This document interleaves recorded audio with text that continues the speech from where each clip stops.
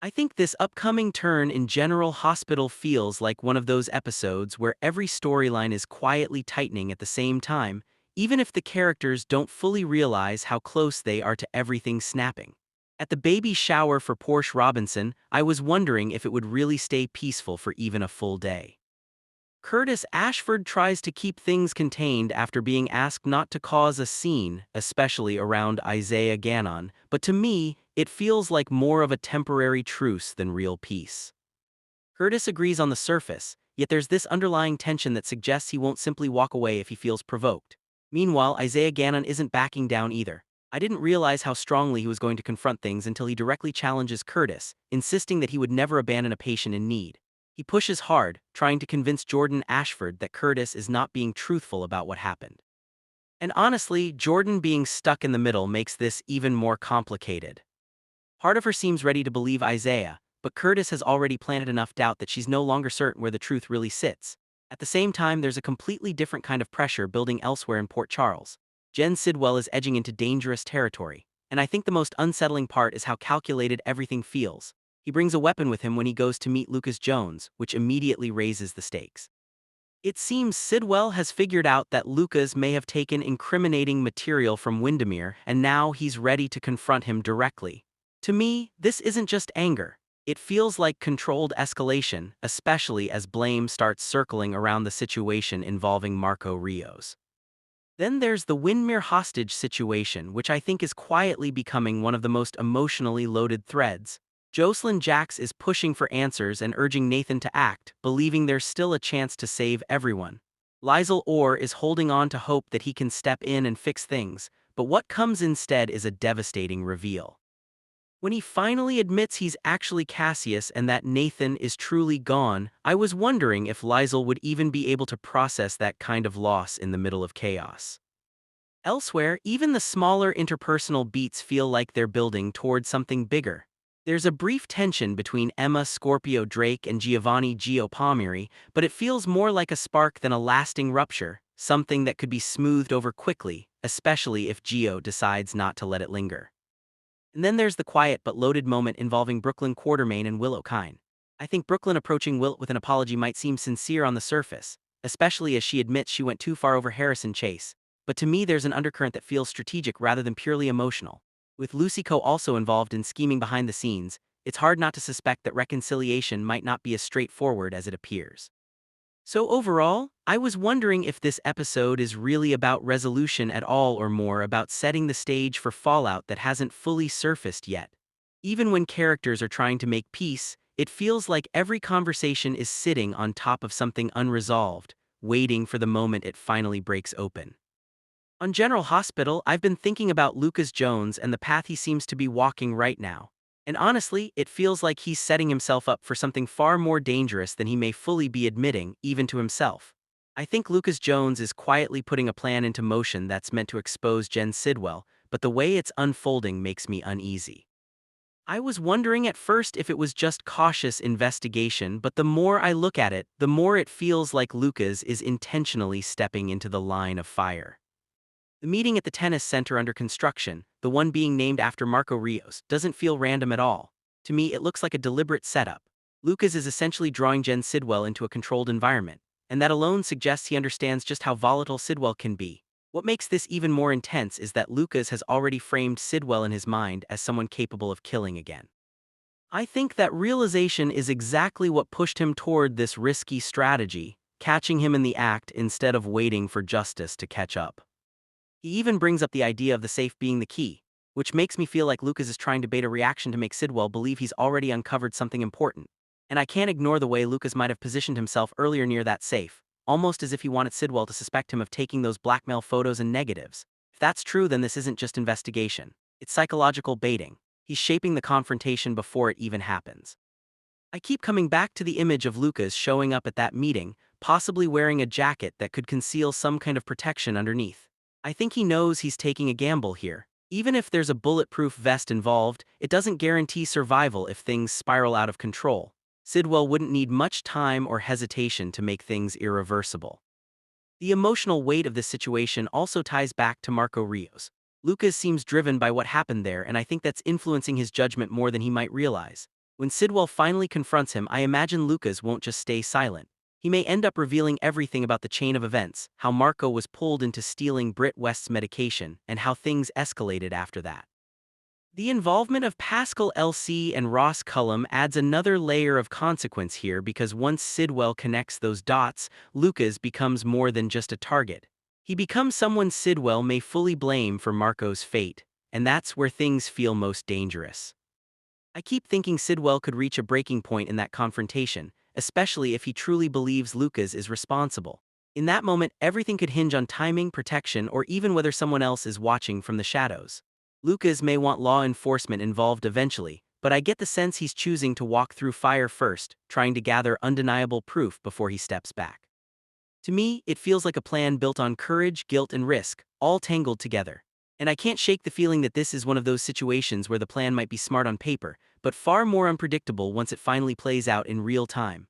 I think things around Dante Falconer on General Hospital are reaching that point where pressure stops feeling temporary and starts becoming a lifestyle.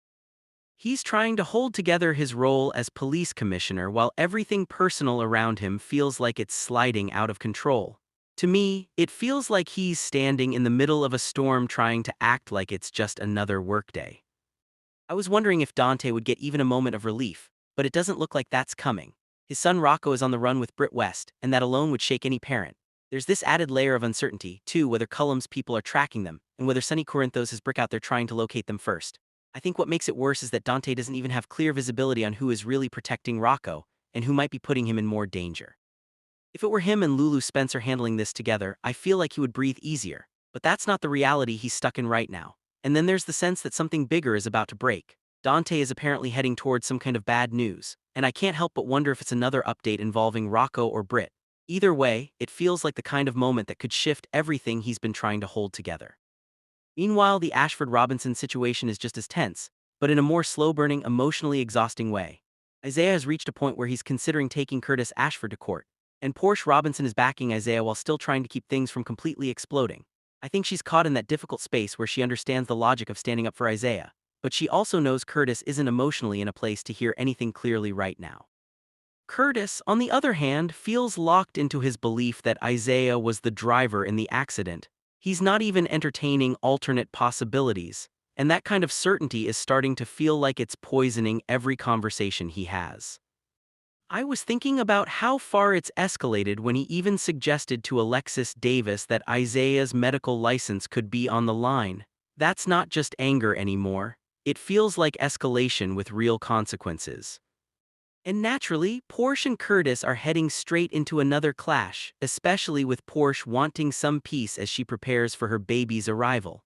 To me, Trina Robinson feels like she's stuck in the emotional crossfire of it all. She's watching her parents unravel while also trying to hold on to her own future.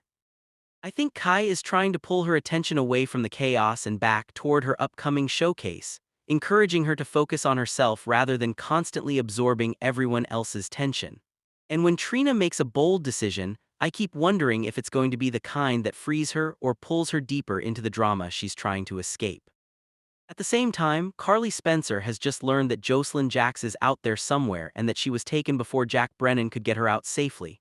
I think that kind of realization flips something in Carly immediately. It doesn't feel like she's going to sit back and wait for answers. If anything, I was wondering if she'll take action herself, even if it puts her directly in danger. And the idea of her potentially relying on Valentine Cassadine for help adds another unpredictable layer because that's not exactly a simple alliance. Then there's Willow, who recently offered Harrison Chase a surprising opportunity by asking him to become her chief of staff. It's an interesting move, especially since Chase doesn't have political office experience despite being a dedicated officer. I think that kind of offer already shifts the dynamic between them, but now it looks like Willow is the one about to receive a tempting proposal of her own. I was wondering whether this is something life-changing in a positive way or one of those offers that looks good on the surface but carries complications underneath. To me, everything right now feels interconnected by tension, people making decisions under pressure, relationships being tested, and no one really getting the clarity they want. And I think that's exactly what makes this stretch of story feel like it's building towards something bigger, even if nobody involved can see the full picture yet. I think this week in Port Charles is really starting to feel like one long tightening coil where every move looks small on the surface, but actually pushes multiple characters closer to collapse. On Monday, June 8, 2026, Laura seems to be leaning fully into the idea that she has finally secured some kind of victory. I was wondering if this is one of those moments where confidence actually becomes a liability because around her, the pressure hasn't really disappeared. It has just shifted shape. At the same time, it feels like Jocelyn is standing right at the edge of something far more dangerous. And I don't think the people pulling the strings are done escalating her situation. Jocelyn's storyline takes a sharp turn when Cullum arrives and completely changes the rules of her captivity. Instead of isolation, she suddenly finds herself forced into sharing space with Liesl Orr, and to me, that already signals something strategic rather than accidental. It feels like Joss isn't just being held anymore, she's being positioned. When Liesl wakes up and realizes where she is, there's this immediate recognition of the situation's gravity. I didn't realize how quickly the tone would shift into survival analysis between the two of them. They compare notes about how long they've been trapped, and it becomes clear this isn't random detention. It feels tied back to larger enemies and old histories, especially anything connected to Faison. What really stood out to me is how Jocelyn reveals she's actually working as a WSB agent. Liesl, almost unsurprisingly, reads her instantly. I think that says a lot about both of them. Liesl has seen enough operatives and chaos to recognize the pattern, and Joss is still early enough in this world that she's trying to justify it out loud. The mention of Anna being there before her only deepens the sense that this place has already broken and reshaped multiple lives. Then the conversation shifts to the Cold Fusion project, and suddenly this isn't just captivity, it's leverage. Joss explains that the lead scientist is missing and that the entire project now hinges on Liesl finishing what was started. I was wondering if this is where Britt's absence becomes the emotional and scientific fault line. Liesl immediately assumes Britt must have been the missing link, and her reaction about Britt not turning to her or not turning to Nathan adds a layer of regret and unresolved history that still lingers heavily over everything.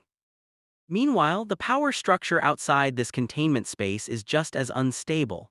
Sidwell is shown in deep and strategic conversation with Cases, and it's clear they've already replaced Britt in their calculations. When Sidwell reveals that the replacement is Cases' own mother, the reaction isn't surprise, it's discomfort. Cases pushes back, but Sidwell's argument is emotionally cold, almost dismissive, suggesting that motherhood never really functioned as a bond in that relationship. Anyway, Cullum's entrance escalates the tension further. He's furious that Jocelyn is even part of the equation, questioning why decisions are being made without him. I think what's interesting here is the fracture in trust. Cullum sees risk where others see opportunity. Cases, on the other hand, frames Joss as leverage, not liability. It makes me wonder if Cases is playing a longer game because his willingness to dismiss Orc while still demanding his payout feels very calculated, almost detached. Elsewhere in Port Charles, Curtis crosses paths with Sunny and Laura in what feels like a brief pause in the chaos. But even that moment carries weight. Laura seems determined to finally end what she calls their ongoing nightmare, and there's a sense she's trying to shut down the escalation at the source. The helipad situation becomes symbolic, almost like an attempt to physically remove danger from the city's skyline, even if that's more idealistic than realistic. Sidwell arrives right into this tension, and what follows feels like a controlled standoff wrapped in political theater. Laura challenges him directly, refusing to be intimidated by his threats about exposing dirt or replacing her leadership. Sunny's presence reinforces that she isn't standing alone, but Sidwell still tries to assert dominance by suggesting replacement options and brushing the confrontation off as a minor setback. I was wondering if Sidwell's reaction is actually restraint rather than dismissal, because sometimes the calmest exits in these stories tend to signal the most dangerous recalibrations. Afterward, there's this strange moment of relief between Laura and Sunny, almost like they are acknowledging a small win. But even in that relief, there's an undercurrent of warning. Sunny points out that removing leverage doesn't necessarily make Sidwell weaker. It might actually make him more unpredictable. Finally, Curtis turns to Alexis for legal support, and this part feels more emotionally grounded but still heavy with consequence. Alexis refuses, citing conflicts tied to Ganon and previous courtroom entanglements involving Porsche. Curtis is left frustrated but not deterred, still convinced that Jordan's accident wasn't just bad luck but something orchestrated. To me, it feels like this investigation isn't just about justice. It's about control, accountability, and uncovering how deep the manipulation really goes. And threading through all of this, I keep thinking every storyline this week feels connected by one idea: no one is actually in control, even the people who think they are. I think the lawyer's warning lands like a quiet alarm bell that he's not willing to hear. She tells him plainly that pushing the case against Ganon could easily backfire, that this kind of legal escalation has a way of circling back on the person who starts it. But to me, it feels like he's already made peace with the risk. He doesn't soften, doesn't hesitate. He just doubles down, almost coldly certain that if he can damage Ganon's reputation in the process, then whatever comes after will be worth it. Meanwhile, Ganon is already living inside the consequences of everything collapsing around him. He tells Porsche that the board has officially met to discuss his replacement. The decision isn't final in the traditional sense, but it's already been made in spirit. He'll stay on only as a consultant. His medical team still can't say whether he'll recover fully or if this is just the beginning of a permanent change. I think what stands out most is how uncertain everything is for him now. His future isn't just unclear. It's almost like it's been reduced to chance, a coin toss he has no control over. And Porsche sees it too. She tells him gently that it must feel like torture for someone who once had such precision, such control over saving lives, to now struggle with something as simple as basic procedure. There's an emotional shift when they both land on the same conclusion. Curtis is at the center of all of this. It's not spoken with theatrical anger, more like a shared frustration that has already hardened into acceptance. That's why he's pushing forward with the lawsuit. Porsche is visibly caught in the middle. Her life, her kids, the entire family structure now sitting inside a conflict neither of them can easily step out of. I think she doesn't fully agree with stopping him, but she also can't pretend she doesn't understand why he's doing it. He admits in his own way that letting it go would be easier, but it's not something he can bring himself to do. Porsche doesn't even ask him to abandon it. Instead, she asks for one compromise: delay it until the baby is born. There's something almost fragile in that request, like she's trying to preserve one small space of calm before everything becomes even more complicated. He agrees to check with his attorney about whether that's possible, and she reassures him she's on his side, even if the situation itself isn't simple. Over at Lucas's office, the tone shifts completely. Christina walks in with news that feels almost symbolic of moving forward. The tennis center dedicated to Marco has officially broken ground. It's a small victory in a world that otherwise feels constantly unstable.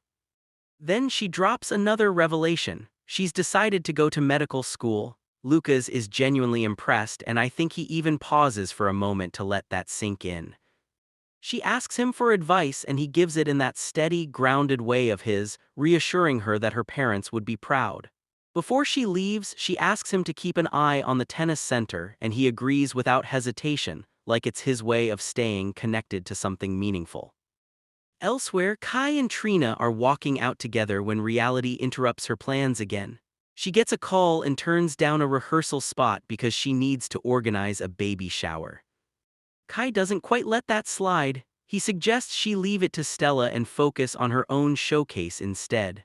I think he's trying to remind her that her life doesn't have to orbit everyone else's responsibilities. He tells her directly that she can't fix her parents' situation and shouldn't keep putting her own future on hold because of it. Trina finally admits what feels like the real tension underneath everything.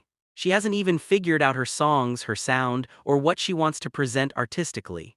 There's uncertainty there, but also something deeply personal about it, like she's standing at the edge of who she might become.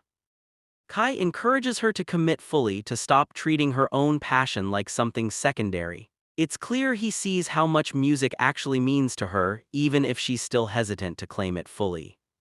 She thanks him for pushing her, but in the end, she still chooses the baby shower over rehearsal, like obligation keeps winning out over aspiration. Meanwhile, Sidwell updates Cullum on a development that immediately shifts the mood. After checking the safe, Cullum realizes the photos are gone. The moment clicks in his mind. Lucas was the last person he remembers near it. There's a growing suspicion there, one that tightens the air around the entire situation. As if that isn't enough, Lucas calls, and almost simultaneously the doctor leaves a message asking to meet at the tennis center. It feels like pieces moving on a board where no one fully sees the full pattern yet.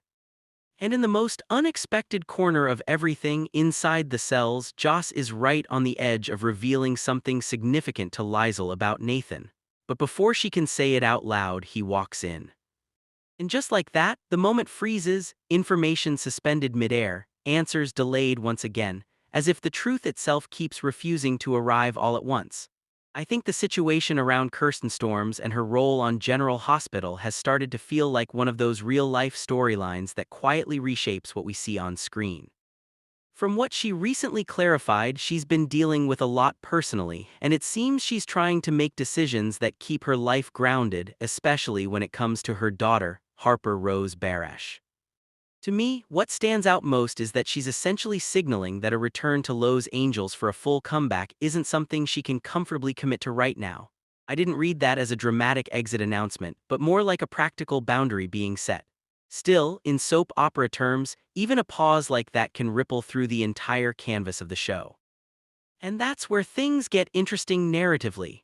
If Maxie Jones is off-screen for an extended period, the writers are left with a character who is deeply woven into multiple ongoing storylines but physically absent from them.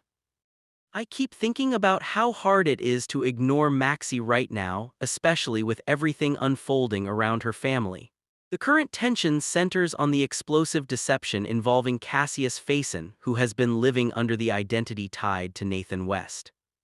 From my perspective, this is one of those long-burn soap twists that only really works if the emotional fallout is shown on screen in real time. Cassius hasn't just fooled the town. He's been shaping the life of young James West in a way that's going to land like a shockwave once the truth finally breaks through. I keep wondering how Maxie's reaction would even be handled in her absence. Because if you think about it, she's not just a background parent in this storyline, she's the emotional center of it. The idea that she could find out about Cassius's deception off-screen and then simply return after the fallout already happened feels like a missed opportunity. I don't think the audience would fully buy that emotional gap. That's why the conversation around a possible recast keeps coming up. I don't see it as a permanent replacement necessarily, but more like a storytelling tool. Over the years, the show has rotated performers when needed. Actors like Nicole Paggi, Molly Burnett, and Jen Lilly have all stepped into Maxie's world at different points. So, to me, the idea of a temporary recast doesn't feel out of character for the production approach, especially if a key confrontation is deemed too important to skip visually. I was also thinking about how the show might try to creatively fill the gap if Maxie isn't present. The introduction of Kelly Kruger stepping in as Serena Baldwin feels like it could serve more than one purpose. On the surface, it's a character return, but structurally, it might also be a way to redistribute some of Maxie's narrative weight within Port Charles. I think it's possible the writers are trying to keep certain emotional and business-related threads active, like connections to deception and family fallout, without relying entirely on Maxie's physical presence. Still, I keep circling back to the emotional core of this Cassius storyline. If James discovers the truth that the man he believed to be his father is actually a manipulative imposter tied to a twisted family history, that's not a moment that should happen in the background. It demands a reaction, a breakdown, a confrontation. And Maxie's presence, whether through a recast or a short return, feels almost essential for that payoff to land with full impact. From where I'm sitting, this isn't just about casting logistics. It's about whether the show wants to prioritize continuity or emotional immediacy. A brief recast could bridge the gap and allow those high-intensity scenes to play out on screen, even if it's temporary. Or the story could move forward with Maxie mentioned but unseen, which would change the texture of the entire arc. Either way, I get the sense that changes are still unfolding behind the scenes. And in the world of General Hospital, when one piece shifts, it usually means several others are about to move with it. Watching the latest developments around General Hospital, I can't help but feel like something quietly significant might be building in the background, especially when it comes to Scott Baldwin's possible return. To me, it doesn't feel like a random coincidence that so many small hints are starting to line up at the same time. I think one of the biggest clues comes from the recent casting update confirming that Kelly Kruger is stepping into the role of Serena Baldwin. From what's been reported, she's already begun filming and her on-screen debut is expected around July. That alone tells me the writers are actively bringing Serena back into the story canvas, which naturally raises the question of how far they're willing to go with the Baldwin family's presence in Port Charles. What really stands out to me is the narrative gap that would exist if Serena returns without her father, Scott Baldwin. I was wondering how the show could realistically reintroduce Serena without addressing that core parent-child connection. Scott isn't just a background character in her history. He's central to it, and it feels almost unavoidable that his presence would eventually need to be acknowledged on screen if Serena is back in motion. Then there's Kin Schreiner's recent activity on X, which honestly feels like more than just nostalgia. He shared a post simply captioned "backstory" along with a clip revisiting Serena's origins.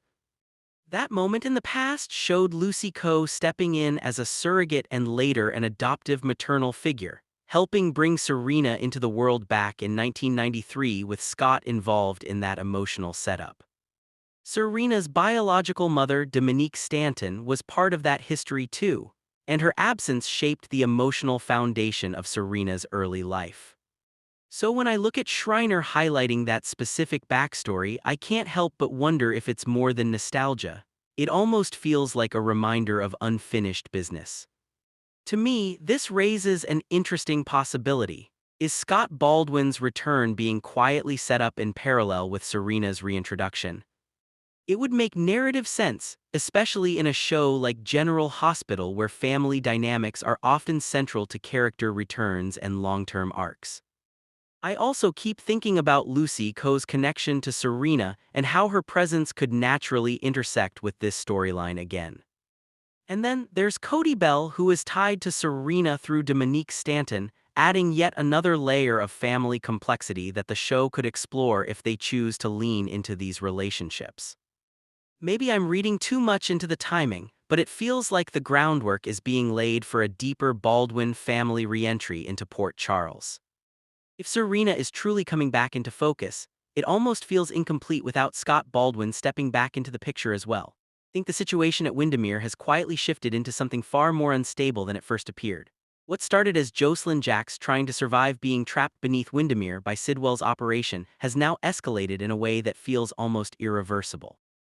When Liesel suddenly wakes up in the same cell, it changes the entire equation.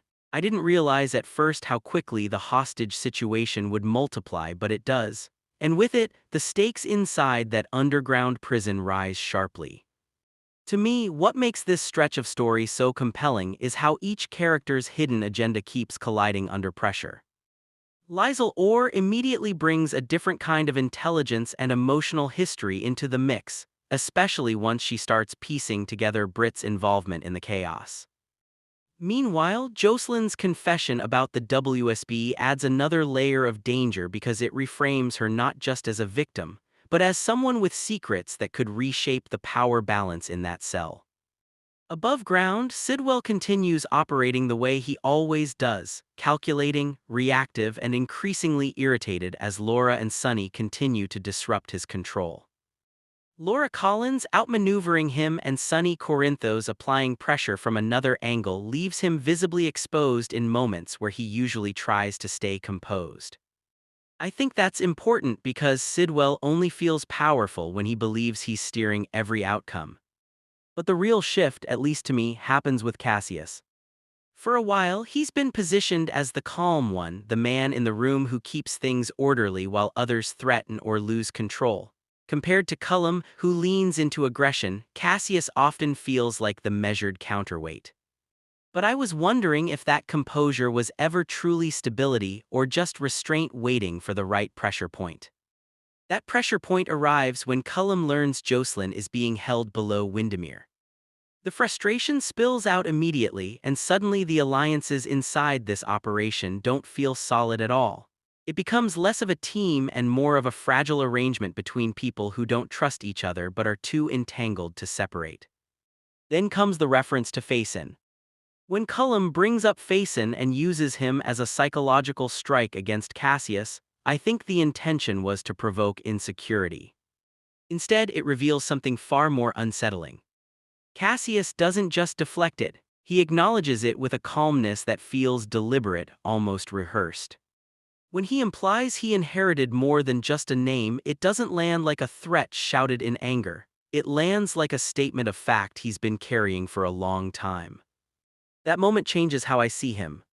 Sidwell is dangerous because his manipulation is visible if you know where to look. Cassius, on the other hand, is dangerous because his control hides the shape of what's underneath it. I was wondering if that's what makes him more unpredictable. He doesn't need chaos to function, but he doesn't seem afraid of it either. By the time the episode settles, the balance of power feels quietly rearranged. Jocelyn and Liesel are still trapped. Sidwell has lost a measure of leverage. And Cassius feels like the person whose true role in all of this is only beginning to surface. And in a world built on shifting alliances and buried histories, that kind of quiet emergence might be the most concerning development of all inside General Hospital. I think what really caught my attention here is how a simple, almost casual moment, a mini bike ride, quickly escalated into something far more serious for Gary James Fuller, who many viewers know from General Hospital. I was wondering at first if this was just going to be a minor injury story, but the reality turned out to be much heavier than that. From what he shared on Instagram, he ended up in a trauma center after what started as an ordinary ride. To me, it's striking how fast things changed. He went from filming life on screen to experiencing a very real medical emergency, complete with 2 surgeries and nearly a week in the hospital. He even joked about pulling a James, referencing his character's frequent ER visits. But I think there's an interesting contrast there between scripted hospital drama and the unpredictability of real-life injury. What stands out is his tone through it all. Even in a hospital gown, recovering with a black eye, he still managed to keep a bit of humor in the situation. I didn't realize how much that mindset mattered in recovery until hearing him mention that he focused on staying positive, joking with staff, and just pushing forward day by day. He also made it clear that the medical team took excellent care of him, and he seemed genuinely grateful for that support. Another layer I found interesting is how quickly his on-screen world and real life started blending in the reactions. His castmates from General Hospital flooded his comments with support. I think it says a lot about the tight-knit nature of long-running soapcasts. Giovanni Mazza encouraged him to stay strong, while Breeden Brunner sent support in the form of simple well wishes. Tanisha Harper also offered a speedy recovery message which Fuller responded to with humor, joking that between on-screen accidents and real-life injuries, he might need to stop borrowing ideas from Port Charles. I was wondering if that self-awareness is part of what helps him process the situation. He also exchanged light-hearted comments with Sandy Wilson, who urged him to rest, and he replied by comparing real hospital care to the fictional confidence of Dr. Isaiah on the show. Even Bradford Anderson chimed in, showing that behind the scenes there's a genuine sense of community and concern. To me, what this all builds into is more than just a celebrity injury update. I think it becomes a reminder of how quickly everyday activities can turn serious, even for someone used to portraying medical drama on screen. And maybe I'm wrong, but I also feel like his ability to keep joking through recovery is part of what's helping him get back on his feet faster. In the end, the message is pretty clear. He's recovering. He's surrounded by support. And even though this wasn't the storyline anyone expected, it's one he's thankfully moving through with steady progress.